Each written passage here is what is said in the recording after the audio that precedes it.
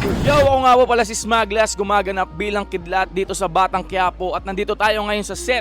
Kasama sila ang Kong Lucio, sila Tanggol at ang buong RPG. Tara na samahan nyo kami na panoorin ang mga exclusive behind the scenes kasama ang mga ropa natin ngayon dito. Let's go! Palakpakan naman dyan! Yan. Marami pa kayong dapat abangan kung ano nga ba mangyayari sa pagitan ng enkwentro nila Santino, Tanggol at RPG. Kaya heto na naman ang mga palaban na parabang hindi inakapitan na kaba!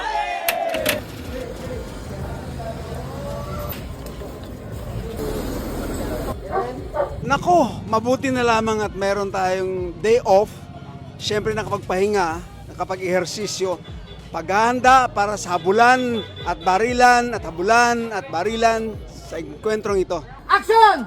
Ang hatid ni Angkong Lucio at ng grupo sa kay Tanggol ay kamatayan.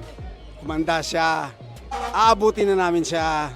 Ang kontribusyon namin ng RPG sa buhay ni Tanggol ngayong butuhan ay mananalo ang dapat manalo. At alam nyo na yan,